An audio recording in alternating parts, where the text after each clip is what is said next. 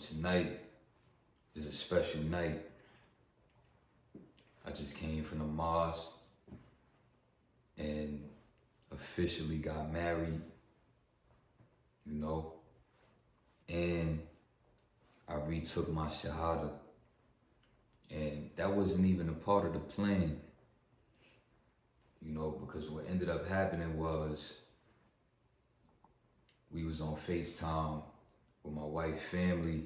Her dad was on a FaceTime call and he was watching, the marriage happen between me and my wife. And he had asked, had butted in, interrupted a little bit and was like, did he take, his Shahada? And, the dude that was doing the marriage, he kind of, what do you call that dude that do the marriage? Imam. Imam. So the Imam kind of, paused, gave me a look. He was like, I know you told me you took your Shahada, but let's just do it again. Ain't nothing wrong with doing it again. I'm like, all right, cool. I think it'd be good for him to witness that because he been giving my wife, her pops been giving, well, my pops-in-law now, been giving giving my wife a hard time about, oh, did he take a Shahada? And my wife then told him 100 times, yes, he did. And then they not believe her for whatever reason and all that. And so I'm like, all right, it's good that he get to see this in real time. Because my wife come from a real strict and kind of just like, we want you to do what we want you to do. And if you got your own, mind and things that you want to do, nah, you don't know no better. You know what I'm saying? And I ain't gonna lie, respectfully, that's just a lifestyle.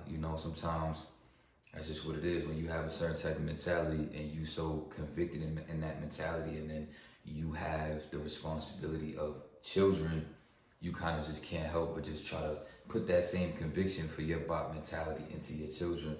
But, God bless my wife that, or in other words, inshallah, right? Would that be the better way to say it? It's for your religion? Inshallah means like if God wills.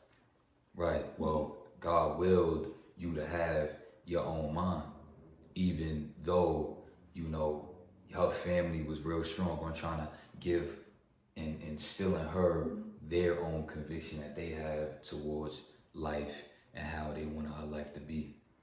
A better word would be mashallah, which is like showing appreciation for something. Mm-hmm. Okay. Word. See, I'm still learning. I'm still learning. And I remember I had spoke to y'all about, taking my Shahada like 1.5 years ago, and I had went on a 40-day Semen retention Nofap streak because it just felt right. I didn't even know what I was getting myself into when I showed up because I just kind of did it for her. That was just my only goal. I'm like, I don't know if this is the right thing to do because religion-wise, you know what I'm saying? But I'm just doing it for her. You know what I'm saying? I didn't really have that conviction to become Muslim. I'm gonna just be real with y'all because I was going through things within my own life, and I knew just all I really knew I needed to do was conquer myself through Semen retention and Nofap. I wasn't really concerned with, religion or anything of that nature. Because I just wanted to build that foundation within myself so that I could feel, even, I guess, confident in myself enough to even step in certain environments at the end of the day, because I knew I was just, controlled and weakened by, my own bad decisions through lust, and just the guilt that come with that, and how it just ruined my energy. And I just knew like this is the problem, and I'm not about to try to go run to God right now because I know what I need to do. You know what I'm saying? So I still ended up, in our Allah house, in a mosque, and they telling me, oh, this is a fresh start. All of your sins prior to this is forgiven. Mm-hmm. And I felt the conviction that they instilled in me in that moment as I took my Shahada. I'm just like, oh, word, all right, feel like I need this, you know what I'm saying? I maybe Allah see that, you know, that I was just, you know, caught up in a cycle of guilt where like maybe I wouldn't have got out. Maybe this is what I need. I go on the longest streak that I went on in a year, 40 days clean. Finally, I'm like, oh man. Then I fell right back into it. And then I went through another guilt trip for a while. Now I get married today, retake my Shahada. In my mind, I'm like, you know, dude just being petty, asking him like, oh, did he take his Shahada? And in my mind, I'm like, my wife done told this dude this 100 times already. But alright, it's cool, we can do it. As I let it breathe, thoughts start coming to my mind. I'm like, oh yeah, this is good. It's a new year, new chapter. Whole lot of good things is going in my life right now. And I'm about to get the fresh start with taking the Shahada. This is perfect. This is perfect. And that's why I believe in just flow. And the type of relationship that I believe in building with the Most High is just, I like to come correct, man. You know, that's why I don't really talk to God a lot, because I know what the problem is. And I feel like I don't need to ask him a bunch of questions. Or I don't need to really pray, because I feel like all I need to do sometimes is just not relapse and just stay, you know, consistent on the Nofap and SR journey. And, you know, it's just not easy. That's all. And it's about just learning through every mistake that you make, because through every relapse is more downloads about yourself and about this next little chapter that you're about to have. And like, oh, I went on this street. I approached it with this mindset. Now I kind of got to leave that mindset behind me, and I got to go back to the drawing board. All of these different times you're going back to the drawing board through all of these different relapses. At the end of the day, you are growing step by step. And at the end of the day, I was just focused on that, you know.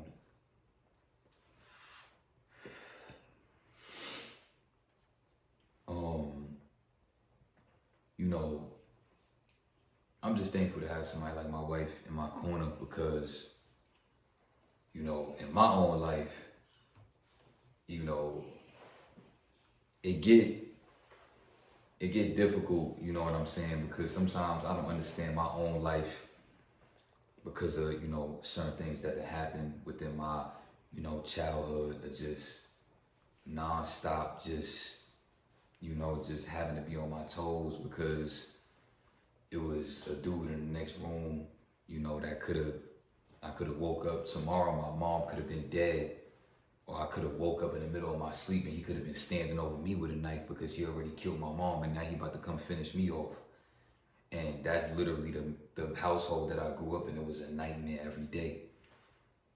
And I just always felt like the devil, you know what I'm saying, was just hawking me.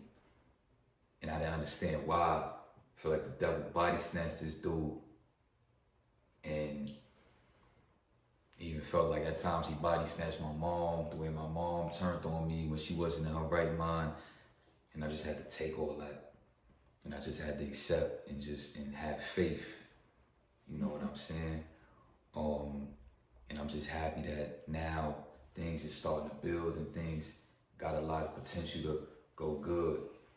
You know, I'm building my YouTube channel. You gotta see me go through a lot of things.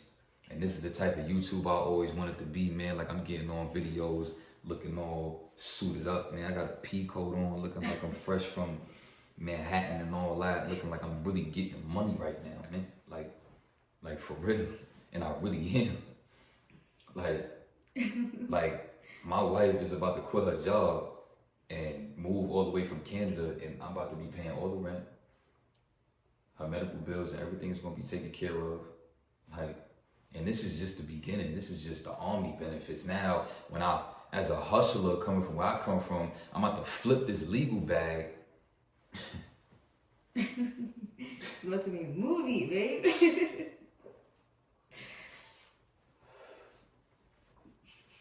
So, hopefully, what I want y'all to take, man, because at the end of the day, I'm so convicted and passionate about inspiring my young brothers out there, man. And at the end of the day, what I want y'all to take from this, man, is love yourself so much to where you don't even understand why you still want to keep on trusting that you're going to make the right choice eventually. Love yourself enough to go through the times with yourself where it looks so ugly. It would look so ugly to the people that you admire. It would look so ugly to the woman of your dreams. But at the end of the day, you got to go through the ugly to look in the mirror and feel beautiful about yourself and about life. Because I'm telling you right now, this bliss that I feel being in an Airbnb that I paid for, about to go to South Korea. I got a wife that love me, that I can take care of. That's so beautiful and so cute, so adorable. You know what I'm saying? Beautiful feet, beautiful hands, beautiful face. You know, I feel the energy from people when they look at me when I'm walking in these restaurants, and I just got that energy. You know what I'm saying? I'm just feeling like a dog because I got a beautiful wife with me, and I got a fucking peacoat on from Nordstrom and all that. You know what I'm saying? And I'm just feeling the looks from dudes where they just kind of giving me the looks I used to give certain dudes when they would catch me looking at they girl. I caught somebody doing that in the restaurant. There's so many, babe. And dude kind of just, when he saw me look at him, he kind of just gave me the look. He was like, it was one of those, I don't know how to exactly do it, but like I knew what it was. You know showing you respect. It was a respect thing, like, and it was a fellow black king. So when he saw me just like, you know, sipping on a red wine, with my beautiful wife and all that, I'm peacoated up and all that. Taking, you know, we doing the shorts for YouTube and all that. I seen people kind of just, you know. We were celebrities. That's what it felt like. It kind of felt like that. You know what I'm saying? And that kind of bring me back to, you know, remember the dude Ghost I told you about, man? Like, it was this dude Ghost back when I was homeless, man, that I met and back at the homeless shelter in 2019. And you know what I'm saying? He was a dude that had cancer. He had a big cancer ball in his neck. And me and him built a strong relationship. He had did 20 years in jail.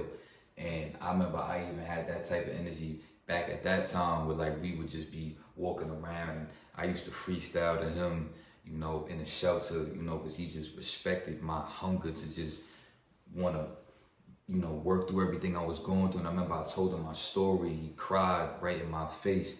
And this is a real solid dude, did 20 years in prison, going through cancer, got kids, you know what I'm saying? Still getting money, trying to put his family in position because you know he might die soon. Word. And that was my OG at the time.